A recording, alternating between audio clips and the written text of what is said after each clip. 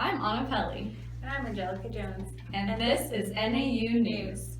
Today's topic is multicultural education in the classroom. Wait, so what exactly is multicultural education? Well, Angelica, multicultural education involves the intentional and unintentional acts or ways of life of a particular group of individuals. It involves preserving individual and cultural differences in society. Oh, I see. So you could view culture as an iceberg. An iceberg? Yeah, I think an iceberg is a perfect metaphor for culture. For example, just as most of the iceberg is out of sight and below the waterline, most cultural differences are out of conscious awareness, and it is out of awareness differences that often cause misunderstanding and conflicts.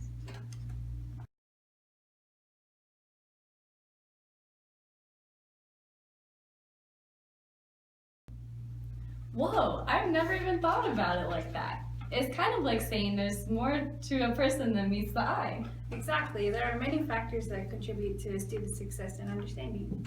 Have you heard about the recent studies involving the discrimination within the LGBTQ community? No, I haven't, but Brenna has. Let's hear more about it from her in the streets. Hey gang, I'm here in the streets interviewing college kids about discrimination that they have faced. Currently, I'm with sophomore Paige Monroe. How you doing, Paige? Great, I'm excited to be here. All right, Paige, let's get down to business. Have you ever been discriminated against based on your sexual orientation? Actually, I have. Since I'm involved with the LGBTQ community, I sometimes feel targeted with discrimination. Really? How so? Well, there have been a few times in which I wasn't invited to hang out with people based on my sexual orientation. I'm sorry to hear that. Has this behavior increased or decreased since high school? For the most part, it's decreased. Would you care to elaborate more on that? Well, I've noticed that not as many people in college care. I mean, you make friends in certain classes and you hang out with them. It's not like in high school where the popular kids would tease other students based on their appearance. I see your point. Well, thanks for the interview. See you around.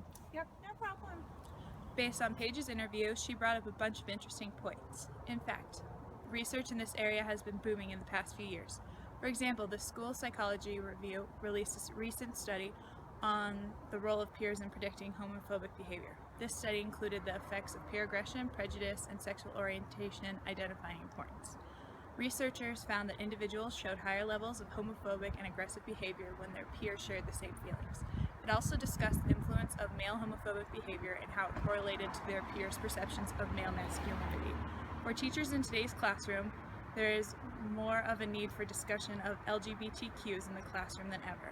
In order to incorporate this diversity in the class, it is important to share the experiences and discuss the negative effects of bullying in our schools. Well, back to you guys in the studio. See you soon. Wow, that was a great interview. I know, that was great. The next topic for discussion today is social and economic class and their effect on children. Did you know that 1 out of 5 Americans under the age of 18 lives below the poverty line? Are you serious? That's insane. No, Angelica. What's insane is that the poverty rate is higher in African American, Hispanic, and Native American children. And the longer that the child is in poverty, there is a greater negative impact on the child. That kind of reminds me of a story that I was reading earlier. I read that there is a large percentage of children being raised by their grandparents, and the majority of these families live in poverty. Wow, that is a very interesting topic. I hadn't heard of that study before. Wow, that's a tough landing. And now for this important news bulletin about the concept of privilege.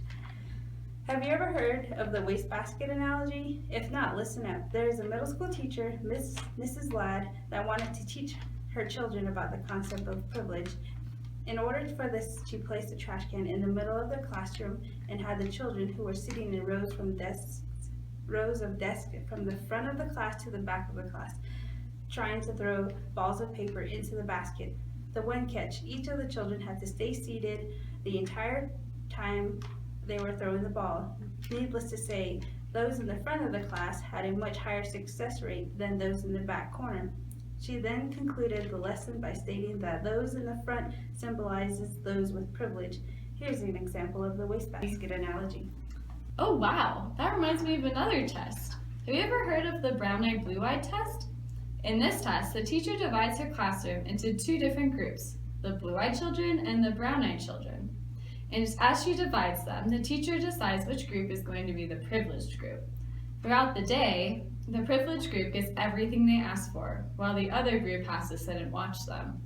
To me, this lesson shares a common theme with the wastebasket test and is another great activity that teachers can use in their classroom to teach students about diversity. I completely agree, but this has me thinking, are there any ways to help make sure these students get the help they need? Yes, in fact there is. Let's go to Brenna in the studio for some teaching tips regarding multicultural education. Someone say teaching tips? Well, come on down to Teaching Tip Corner. Since today's section is on multicultural education, we down here at NAU News came up with a list of 7 tips that you can use in your classroom. The first one is giving each of your children a chance to experience academic success. That means it's your job to understand that each child is different and brings a different level of gifts and skills to the classroom, and you should be able to let them shine. Tip number 2 is developing cultural competence. That means you need to reach into their backgrounds and pull from their prior knowledge to help connect things more to them. For example, if you were teaching literary devices, you could use rap to teach alliteration. Tip number 3, change the status quo. I know we all have seen High School Musical, and Sharpay was definitely for the status quo, but oh no, we ain't sticking to the status quo today. Tip number 4 is immersing the students in diversity. That again is just bringing all of the different aspects of their background together and integrating it into your classroom. Tip number 5 is making your classroom a community where all the students feel safe. Because as soon as a student walks through your door, they should feel safe. Tip number 6, you gotta have snacks. Unfortunately, there will be a few students who come from low-income families, and you gotta keep them full to keep them focused. And finally, tip number 5, you have to have a great classroom library. That means bringing several levels, usually it's plus or minus whichever grade level you're teaching, and bring a bunch of books that tie into their cultural backgrounds as well. One of the most popular books, and my favorite for multicultural education, is Esperanza Rising, so make sure you check that out. Well, that's all I have for the teaching tips. Back to you guys in the studio. Wow, I hadn't thought of some of those tips before. Me neither. Did you hear that? Yep. Do you know what time it is? Mail call! For those of you that are just joining us for the first time, we take a small part of each broadcast to answer some of the questions about teaching. Yep, we love our viewers. So if you have any questions about teaching, feel free to write us a letter and we may answer it on the air next week. For this week, we have a couple requests about multicultural education. The first question is from Jackie Smith from Irene, California. Hi, my name is Jackie and I teach 2nd grade in California. One of my students is being bullied by the other students because they are a child of LGBTQ parents. How can I help them? That's a good question. First off, that bullying needs to be stopped immediately.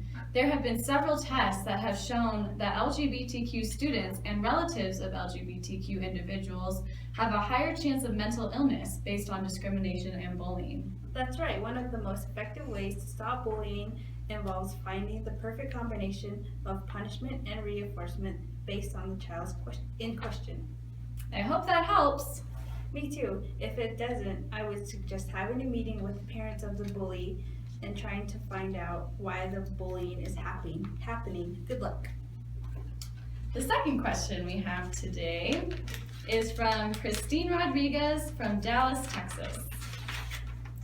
She says, "Hey guys, my name is Christine Rodriguez and I am having trouble implementing a multicultural education in my classroom.